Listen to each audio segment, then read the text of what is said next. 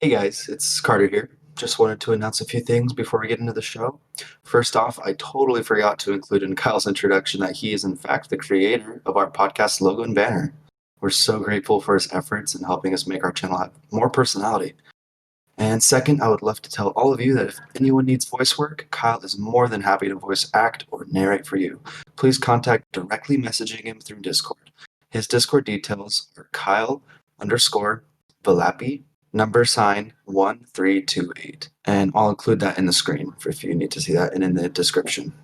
And thank you and enjoy the interview.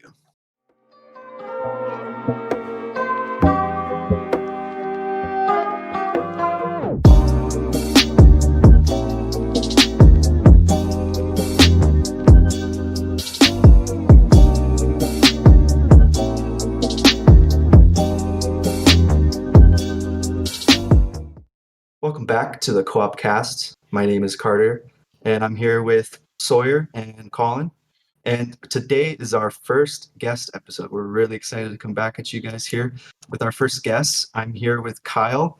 He is an amateur writer and a voice actor, and he's been a dungeon master for over 10 years and is currently studying to be a teacher. So we're super excited to have you with us today. How's it going, guys?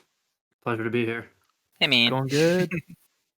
Yeah, we're really excited to have you with us today. It's something we've been wanting to do for a long time, is to have some guests with us. So we just love to talk to you about, your interests and things that we might have in common, things that we don't have a clue about. And right now, I think we can all agree, Colin and Sawyer, that we don't really know much about Dungeons and Dragons.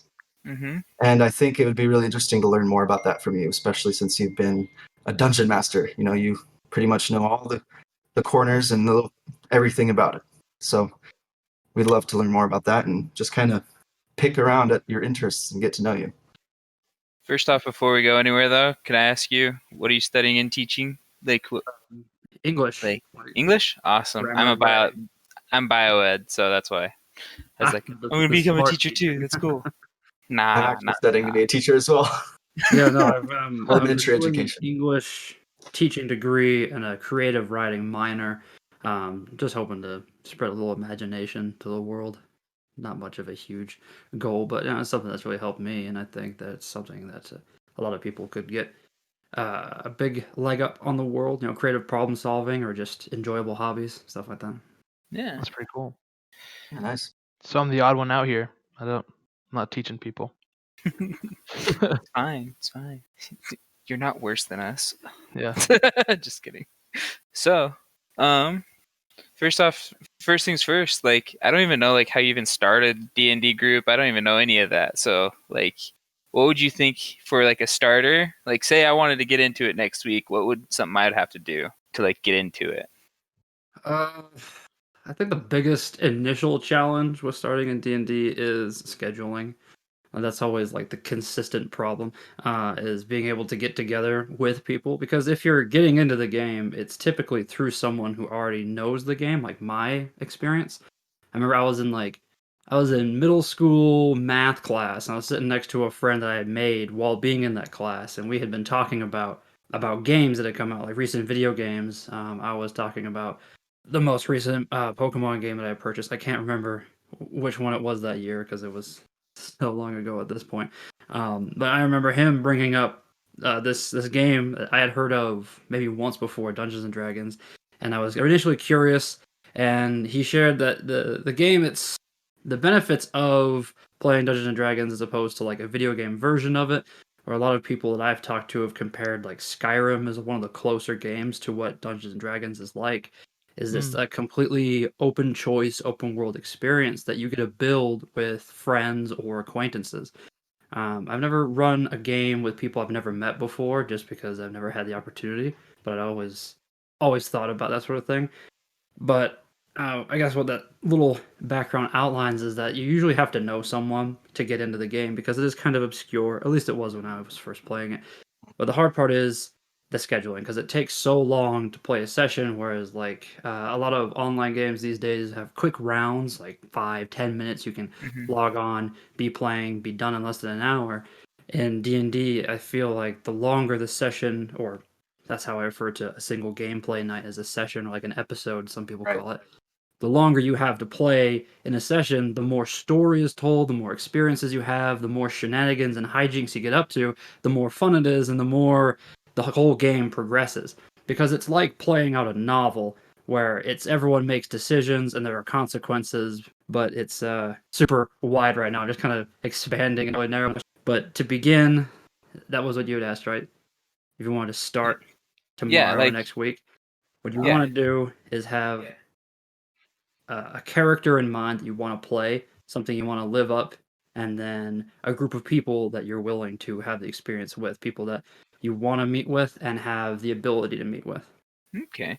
So would you say that like the first people that get into Dungeons and Dragons are like not like the people that get into Dungeons and Dragons nowadays would probably stem from video games? I'm not really sure because the community at large has exploded.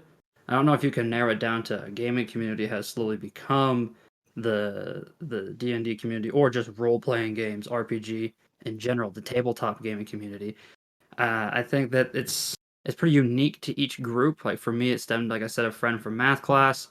Other people, it's been me approaching them on college campus. Like we were in an art class together, and I was like, "Hey," we were after school, I think, in a lab doing some stuff, and I had brought it up because I was looking for some friends to play, being new to the university, and I just Right. kind of brought it up. So for me and for those group of friends, it was just some random dude they had just met brought it up one day, and we've been playing for several years. But some people could have found it on like chat rooms or whatever. But what I've noticed is that the accessibility to it and all of the things that connect to it has really grown in the recent years. Because when I first started playing D&D, it was really, really obscure. I started playing back when people still got bullied for playing D&D. You know, I've had people, Mhm. I've been picked on and insulted, and women break up with me as we were dating because they found out I played Dungeons and Dragons, and that's the experience I had when I first started. And then Oh, over the cool. last couple of years, it's become this massive cultural movement where everyone just kind of plays it. And people that you never expect to play it try it and love it because it's such a great game, in my opinion, that anyone can play it. But I think wherever you find D&D is kind of like your own meet cute to the game. You know, you have your own experience of where you run into it and how you deal and continue on that little journey with it. Then Mm. is pretty unique person to person. Yeah, so it would definitely be like its own category. Like, of course, there's people that would be into it if they were in the gaming community, but like, I could just see any type of person getting into it. Especially nowadays, like you said, where it's just exploded with a whole new community of people. And that really does suck hearing that people get bullied for that back just probably even just like 5 years ago, right? I'm not sure. I was kind of out of the loop for a while. I know that Yeah.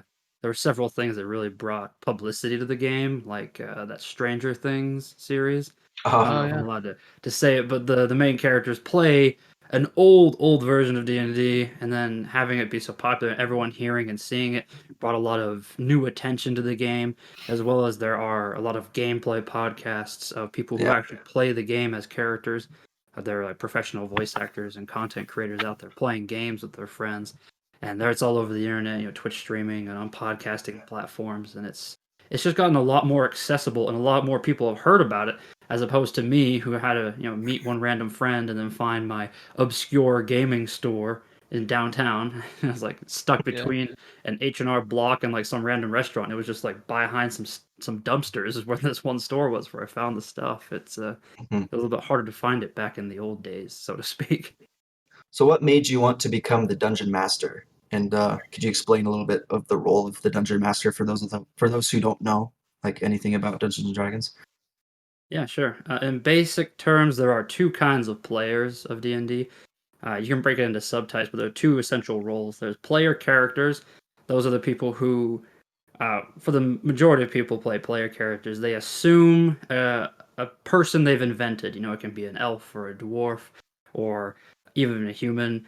Or there's a lot more obscure species and races you can play as in D&D, like demon people called tieflings, and you could be a giant mushroom person called a myconid. You can be anything you can imagine, and you adopt a personality, and your character learns skills and develops another important part of the character called a class, whether they wield magic or weapons, or if they're a healer or a leader. You know, that sort of like their role in the first example I can think of would be like Borderlands. where you pick one of those 4 that have a specific role. You get picked as that person's character and their personality, but you can choose separately the character personality and the role they fill. So you can be a dwarven dancer who shoots arrows. You can be whatever you want, and those that role, excuse me, is the player character. Those are PCs is the acronym, because there's lots of big words in D&D that kind of acronym everything.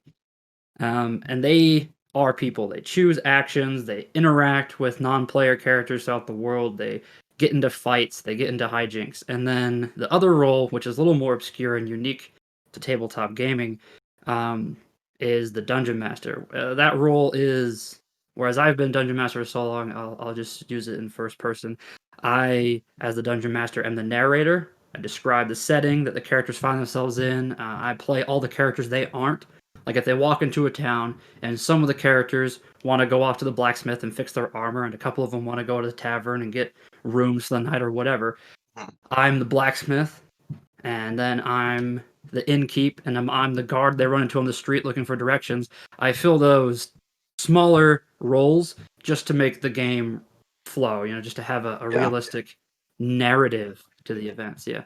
So the major role of the dungeon master is first to make sure everyone's having fun. Because some players like the conversational stuff. They like to adopt a persona, and they like to be someone new and experience conversations or things that they wouldn't normally do in the real world. Not everyone's gonna start a bar fight just to see what happens, but you can in D&D, and that's one thing that I think some player characters like to do is explore those out of world bar fights.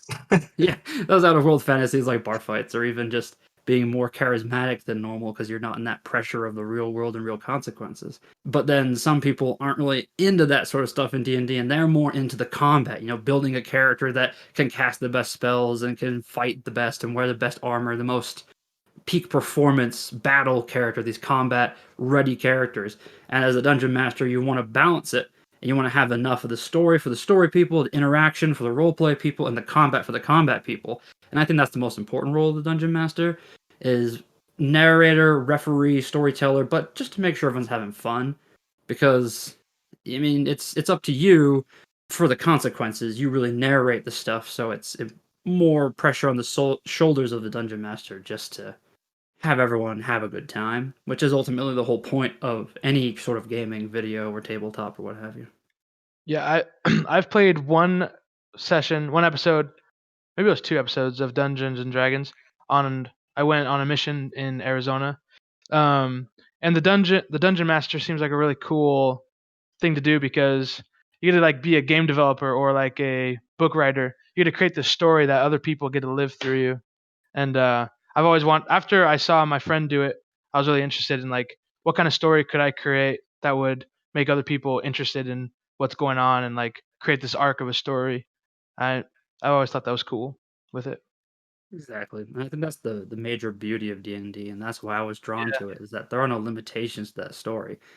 For the most part, I set my stories in a high fantasy setting, in like a Middle Earth, Tolkien sort of high fantasy, or like a Game of Thrones Westeros kind of that armor and medieval sort of feel, because I like to narrate that. I like to do those voices and that kind of drama. But I've also played games in contemporary settings. You're like an elf on streets with cars and cell phones that have apps that have spell books instead of old tomes. It can be anything, and I've even seen some people who have published campaign guides where the settings are these characters and this type of gameplay, but like in outer space. Some things that are brand specific, but some are just general. Hey, you're in space, and that's I think the beauty is it's just storytelling that you and your friends get to make together, and it's the thing that initially drew me to the game, and specifically to Dungeon Master, because as a writer and as a storyteller, I loved that role and was drawn to it. Like I would love to be the storyteller and to help weave the tale. So that's why I was pulled So to that specifically. I feel like if you're a person who has a very big imagination, or you're always daydreaming, this is the type of thing for you. Like when I played, I've always been a big Yoshi fan, so I was an elf that I could transform into Yoshi to fight people, and it made my dreams come true, man. You And can I do was that. I was pretending to be That's Yoshi, pretty and awesome.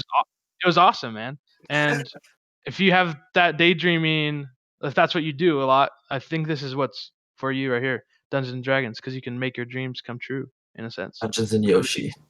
Yeah, Dungeons and Yoshis, as I like to call it, Dungeons and or Dragons, because in the rule sets, dragons are usually really, really strong, and it takes a while to get up to actually fight them successfully. So going on with being a dungeon master, we're interested in learning of like the steps that it takes in creating the session, like not just sessions, but the whole campaign, a whole story. Like, how much effort does it take for you to go through a whole story with a group of people before you even begin the first episode? Yeah, and like also, like, do you go from session to session, like kind of hopping around kind of your world, or have you had this like whole world planned out before you even start the first one? There's a lot of layers to that one. I'm gonna pick it apart bit by bit. And I think running a game as a dungeon master, I think in general there are two kinds of games you can run. There are what I like to call the pre-designed campaigns, which I mean, as you were saying earlier, some people might not be imagining all the time, and some people might not feel like they could create a story. Or I feel very confident in doing it, but I know many people, even people I play the game with, who would feel anxious taking the dungeon master role. And the company that makes Dungeons and Dragons, Wizards of the Coast, I think that they understood that as they see this boom of this product and this experience growing, and they've developed books you can buy that have a campaign set in it. It's got maps of things, it's got characters to encounter, and it has dungeons and storylines and different consequences and choice paths that your players can follow. But it's these campaign settings are pre-made where you can purchase it and read through it, and you can play the game and not have to worry about consistency of world building and stuff because of it's already been made. And those are really fun. I'm not gonna lie. I've played one of them. I played the Curse of Strahd, and I really enjoyed it. But for me, as the storytelling dungeon master narrator, I find that I'm more fulfilled in the game, and I have the best time when I make that stuff. So the first thing that I do when I run a campaign is, back in the old days, I had built a world that I can't remember the name of. It was something like Terra, something really not really creative. Middle school brain making up names was pretty bad. But I had made a place, and I created a basic history for it. I made a lineage of kings and continents and countries and all that jazz. And I made this little planet, and I let my players inhabit it, and I let them influence the course of history. As I, played the game more and as I prepped more, I have formed a much more cohesive world and a much more expansive world, I'd say. It's got a lot more depth, a lot more history, a lot more characters that I just know them in the well of my mind that I can reference in games and in sessions. But that's the step if you want to make what's called homebrew, where you make it in your own mind in your own home. It's homebrew is when you build it yourself, as opposed to buying it and that sort of stuff. Yeah. And I don't think there's anything wrong with buying those campaigns. I know some purists are like, oh, it's for the weak imaginative people, but I don't mind. If you're new to the game, it's an easy way to see good references of how to do it. But first, you want to have a place to put your characters. And if you can't think of a story, then put them in a place, let your characters loose, because everyone's going to come to the table wanting to do something and wanting to experience something, and their characters are going to go for it. And then they're going to do what they're looking for, and then a story will just naturally, organically happen. But if you do have a story in mind, you can just kind of loosely outline it and see if you could nudge the players in the right direction, because no one likes to be railroaded, to be forced to do something. Yeah. Even in gaming, you don't want to be like, okay, now you have to go to this town. Instead of doing that sort of thing, what I'll do is I'll let them go wherever they want, and then a character who spurs a story into motion will just be at whatever town they pick to go to. They'll just be there. They'll encounter them, and the story then feels more naturally happening. But I'll have, in my mind, a story planned out, and however long it takes to get to the end of the story is however long it takes. I've designed some on purpose to be one night, one specials. We call those one shots typically. And I've had some games that have lasted for years. Like I ran a game with my brothers just because I wanted to practice running games when I first started, and that game lasted for like 6 years. But it was off and on, like once every couple of weeks we'd get together and we'd play. But it was a very long story that they have experienced, and then others have been shorter, like 3 or 4 sessions, and those kind of have an end. And I feel like on those shorter ones, the characters feel like, okay, there's a story that we want to get through, and there's a story that we've all agreed we want to go through, and so there's less exploration in those ones and more just accomplishing the tasks ahead, and that's still fun in its own right. But when I write a story for the long term, I leave it as open-ended as possible, and I let the consequences follow, and eventually they'll reach an end, or they'll all die. You know, those are your 2 options, really. Yeah, I think one of the things you said that sparked a memory, when you said, "I just want the characters to go in the world and experience it." That's one of the pros I see in Dungeons and Dragons. Whereas to video games, 'cause I feel like video games, you're like stuck in this box that the programmers gave you. You got A, B, X, and Y to press buttons and do things. But with Dungeons and Dragons, you just say what you want to do. The world's your oyster, or whatever. The game's your toy box. You can do whatever you want. You just say it to Dungeon Master. He tells you the consequences or whatever happens for it.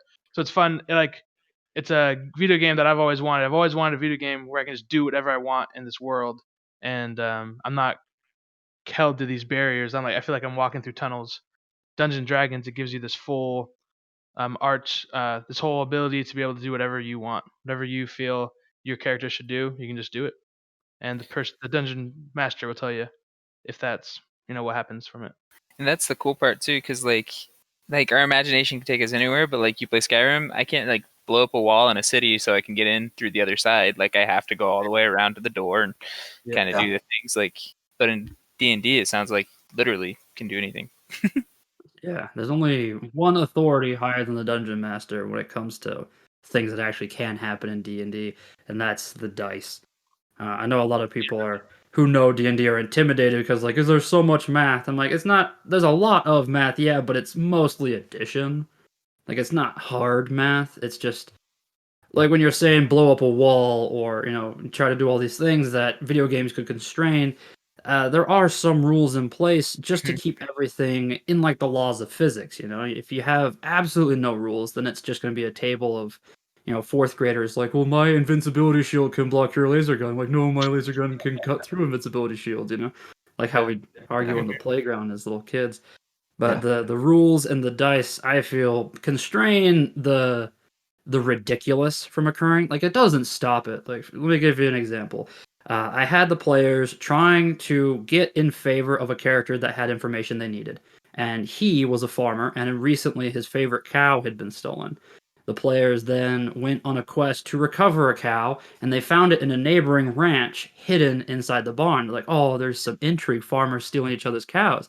As they're trying to get this cow out of the ranch, a tornado hits and starts tearing up, like this massive cyclone starts tearing up the area, and it lifts the barn off into the sky, and all the characters are like trying to get to the ground, or like one of them is able to pull out a spell that creates like a little pocket of reality that keeps him safe from it, but one of the characters wasn't fast enough because he was trying to get the cow to it, because that's the ultimate goal. Take the cow, save the cow.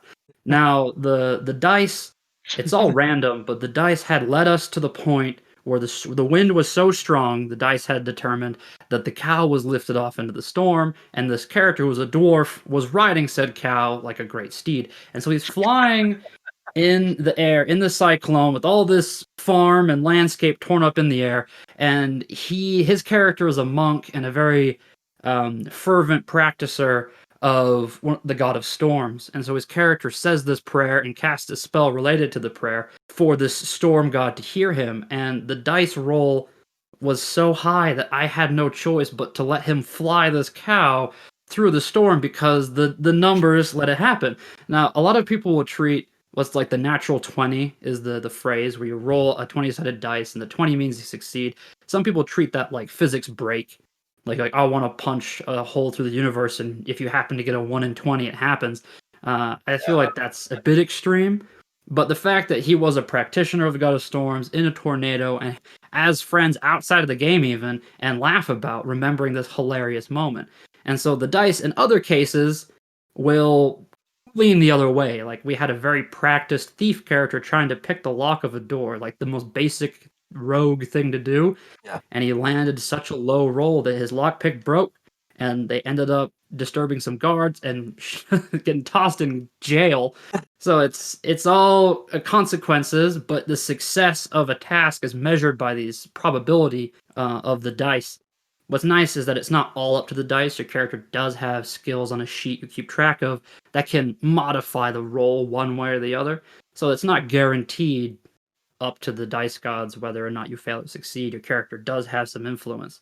But that's what I love about it is that you can try those random things and maybe it'll work. Maybe you'll be flying the cow through the storm and maybe it won't and you'll end up in jail. But that's the beauty of it, I think. Yeah, that's the beauty of it. Like, even if your plan doesn't succeed and you roll a low number on the dice, it just takes the story to another place and it just enriches the experience for everyone. And that's just really the awesome part about it, is that you never know how it's really going to end. Even as a dungeon master, I'm guessing, like, you have a plan, I'm sure, of what the story's going to be about, but I'm sure the majority of it is like you weren't expecting. Does that sound right?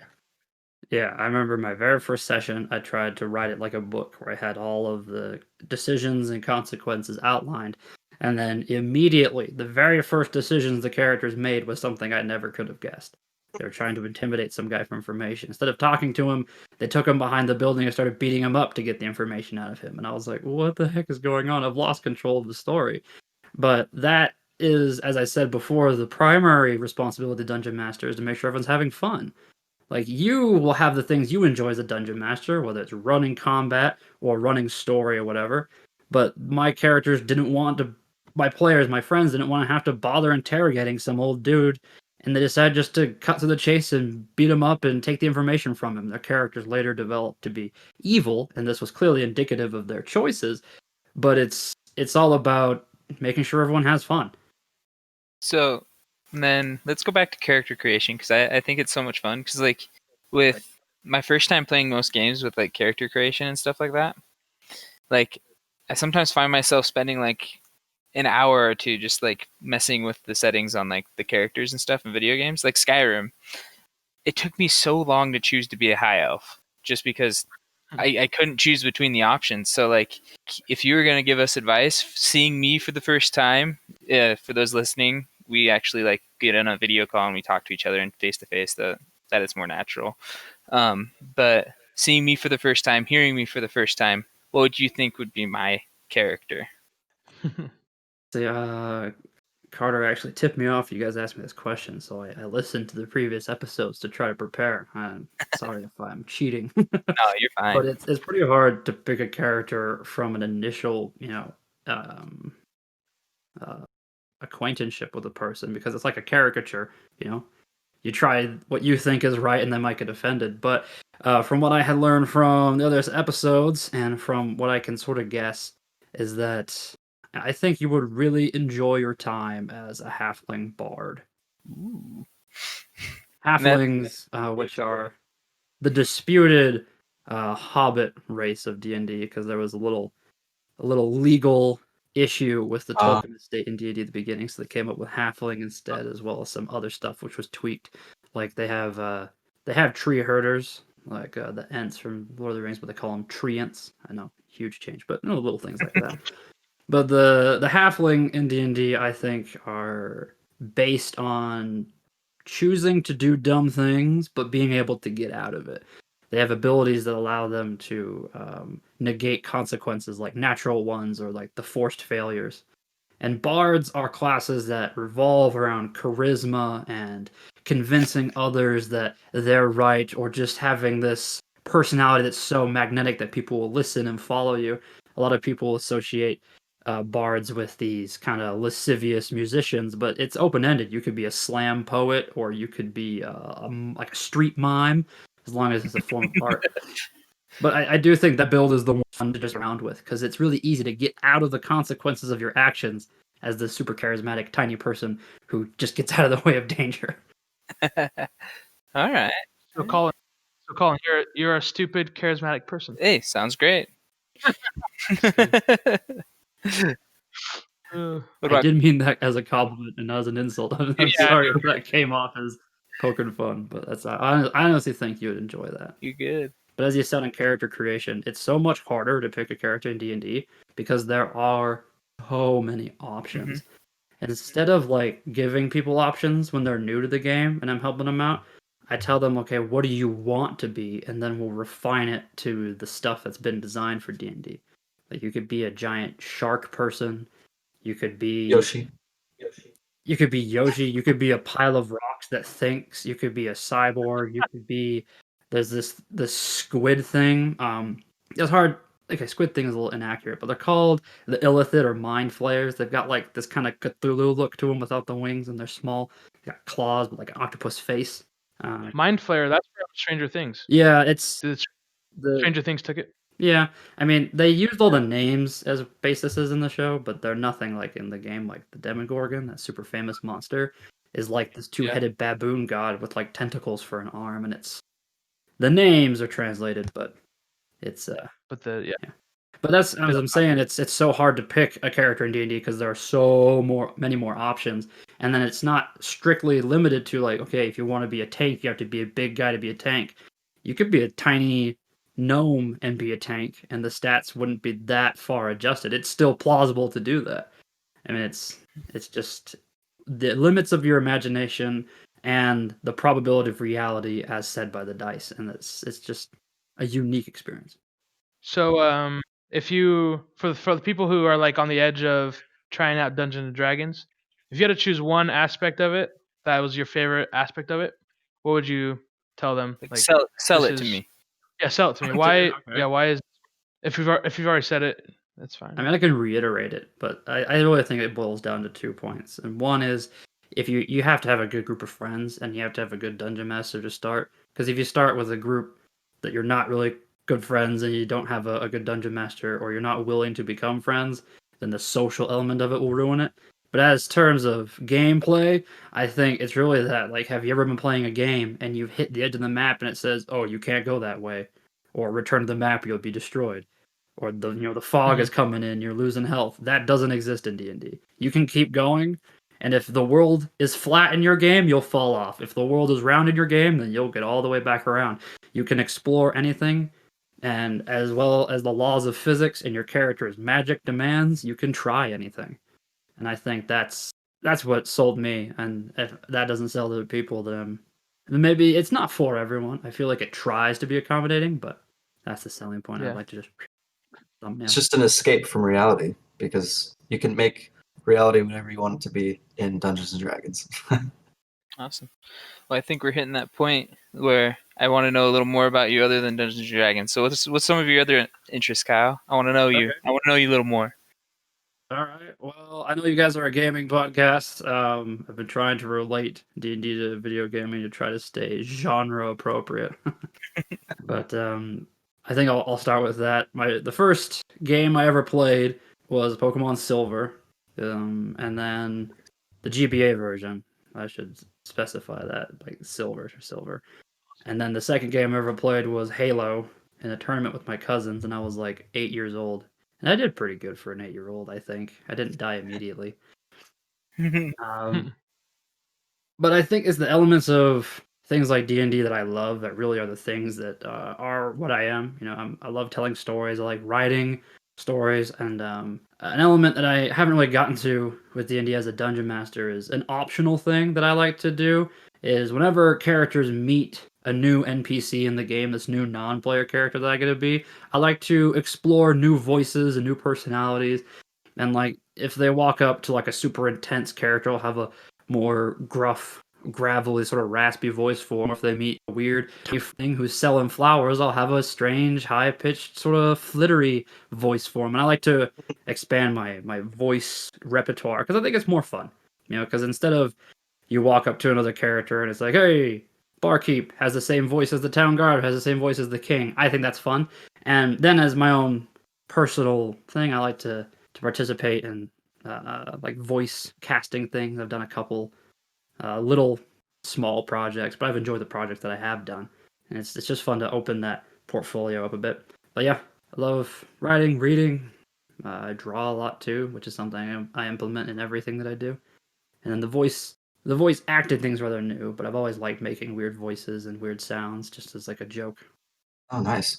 Yeah, you just It just sound like a very creative person, and I know you more than Colin Sawyer do, and you're just a very creative person. So it just makes sense that this is your thing, and that's really awesome. You're doing some voice acting stuff.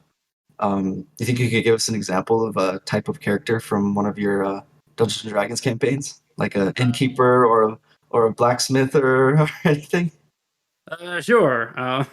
But maybe I we can remember. like act it out as if the three of us are in an episode, just for like a minute. Oh, I don't know if you have enough time left in the episode for me to fully narrate. I get kind of lost in descriptions, but I recall once in a campaign, my characters were shipwrecked. Not shipwrecked, excuse me. They found a shipwreck on an island as they were traveling in the ocean, and as they got to it, it turned out to be pirates who were shipwrecked. And my friend had challenged me outside of the game to make just the most ridiculous characters I possibly could. And so I made this pirate crew of just these misfit pirates who were just as bizarre as I could imagine them. And as they approached the shipwreck, it was I'll slip into a little narrative as they, on the beach, they were approaching the shipwreck. You had the massive wood structure. The mast had been snapped near the base of it. The actual canvas was torn and laid across the sand. Some of it pelted by little pebbles from the ship coming to shore and covering it. Other little crabs had drawn bits of it into the ocean. The greenery and the foliage of the island was up further in the beach, a shallow beach, maybe 30 feet. Side note, measurements are pretty important in D&D. So as a DM, you want to get as narrative as possible, but give like factual information. Like this is 50 feet wide or 200 pounds. Anyway, back on the mast, they approached it. There was a massive breach in the hull. It looked like the origin of a cannonball wound, but possibly further weathering. They didn't know how old this wreck was, had continued to just corrode and open further. As they approached, a head popped up over what was now the nearly vertical hull of the boat on the surface. As this head popped up, they saw this mop of hair, half in dreadlock, half in loose curls, of this yellowish, dirty blonde, possibly even just muddy hair. A longer neck than typical of what would be a human, possibly half blood of maybe a Vidalkin or the other of the more elongated fairer folk. As he looked up, one eye crossed on the other eye of bright blue, locked onto the group approaching, raised a hand in the air and said, "Well, how howdy! You come to help us out?" Reminded me of Mr. Hanky, the Christmas poo. That caught me so off guard. It caught them off guard too. But there's more other serious situations. They walk and be like, "Hey, blacksmith," and be like, "Hey," be like, "Oh, we need a new sword." It's like, "That'll run you 30 silvers." And you're like, "Oh, okay, cool." Impressive. Yeah, no, it just sounds like you really need to have a creative mind and be able to describe things so clearly when you're a dungeon master, and you just do it so well. Yeah, I, like to I think I'm actually a did a creative person. session. I did like 3 sessions with you a couple years ago. It was the only time I've ever done Dungeons and Dragons. So I've been honored to have you as my dungeon master. And the whole time I couldn't stop smiling. I was just having such a great time. And even now, just as you were describing that scenery, I was just smiling because it's just a pleasure to hear you perform as a dungeon master. Well, thank you. I've had a bit more experience than most people when it comes to dungeon mastering, and a lot of people see that role as like intimidating or like the no one wants to do it. It's like the designated driver. Everyone's like, no one wants to do that. But I was drawn to it. I wanted to do it and I wanted to be good at it. And I think that that is an essential part, as much as it is the players to stay true to who they are. As a player character, you want to remain true to their motive and to their character's backstory. Remember where they came from and have their decisions make sense, and to learn how to grow as a person, like a novel. But I always wanted to do the bigger picture. Like, okay, here's the story. Now you guys gotta either build it or destroy it, and I'm here to laugh as you do. All fun and games. It's for everyone to have fun. Well, before we end it, I wanted to. So, if someone, I know Colin already asked if someone wanted to start, how would they start? But more on the side of if someone wanted to do it, is there like a Facebook page that people can go to find people around them that play it? Where's like a good, like, how do most people do it on terms of the logistics side? Is there? That's a good question. I've always done it word to mouth. I've always made groups as a dungeon master. It's been easier for me to make a group than find one. But I know that there are Facebook groups out there. You can find them. There's like D&D Beyond is a great resource for new players and online players. And I think they have little community matches where you can meet people nearby or people online. Is that a website? D&D Beyond. Yeah, it's D&D Beyond. I'm not like sponsored or anything. I just know it's a great resource. Okay, cool. Yeah. I know you guys have a bunch of other questions, and I've been kind of talking about the broader scheme of the game. I'll reduce the word count that I've been No, using. No, this is awesome. No, And Oh, hey, well, if you want to get done, just dang it. we'll cut this. We'll cut this. Go for Go it. Okay.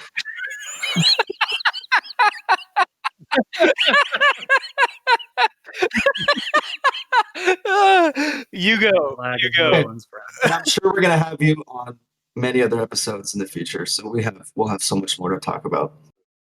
So, is there anything you want to shout out at the end of this, or did you get it from the beginning, or what? Holy crap! We just fell into like a crap shoot right now. You take it away. It's your episode, Carter. Till the end. Till the end. So, Kyle, do you have anything you'd like to shout out? We're here with us right now. You can plug anything you'd like. I know you draw, you do all kinds of things. Anything you'd like to Yeah. share with us? I do some things, mostly comic book style illustrations and stuff. I don't have any social media, but you guys have my contacts because of all this. And I guess if any listeners want to check out some of my stuff, they can reach out to you and I can send my stuff to y'all. Just because I don't have social media to limit distractions from, schooling and other artistic pursuits. I'm hoping to publish my writing online eventually, or maybe try to get actual publishing, but I don't have anything for real to really like, hey, click on this Etsy store to see my stuff, nothing like that.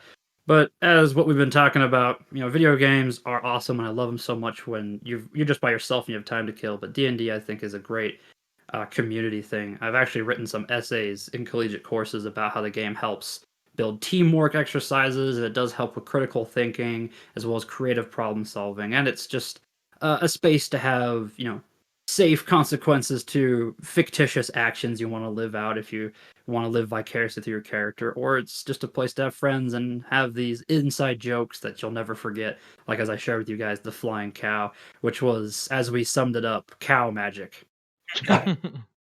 Yeah, those memories that you have, just the funny, quirky little experiences are just the best. Yeah. Well, thank you so much for joining us today. We really had a great time talking to you, and I'm sure we'll see you again in another episode. I'd love to come back if you have me. I'll try to say less and let you guys talk more. I feel like I've really filled the space with No, my that's own what having a voice. guest is all about. We love to hear all of what our guest has to say.